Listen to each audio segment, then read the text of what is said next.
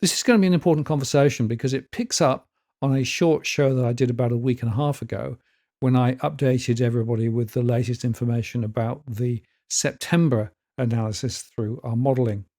I want to take that further tonight, but I also want to cover some of the latest economics and some of the latest financial news.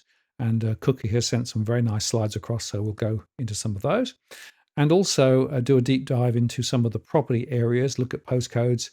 I've had a couple of requests already, and I'm sure there'll be a chance to look at others as well.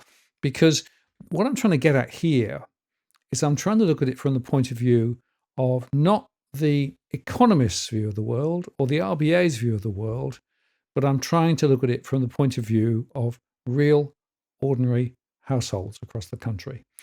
Because I feel that at the moment there's a big gap between the official story of what's happening and reality for many people. And hopefully I can cast a bit of light and maybe some insight on that this evening. This was the tenor when I put this earlier show up, how real households are coping with a property pickle despite the hype. Because, of course, this was at the beginning of October when everyone was chatting about the new first owner grants and how it's going to stoke the prices, etc., etc. Well, things have moved on a bit, and now people are beginning to realize that it's maybe not such a blinder of a strategy, although the government sort of spruiked it to high heaven. And in fact, the latest consumer confidence data, which came out today from Roy Morgan, show that consumer confidence has fallen again. It fell 2.1 points last week, and it's slumped to a 12-month low on the lead up to Christmas, with mortgage holders reacting poorly to the possibility of interest rates being held until the end of the year. And there's greater uncertainty about their personal situation. I think that's exactly right. I'm seeing it in my surveys too.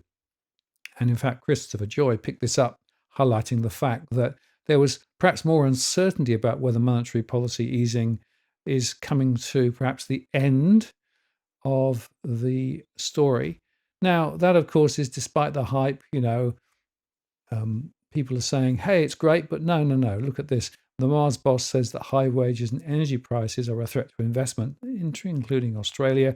Australia is a high-cost country, so there are some significant factors there to bear in mind. And of course, also, it's worth taking this on board.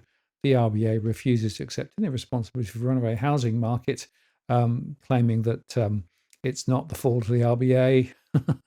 Well, of course, she would say that, wouldn't she?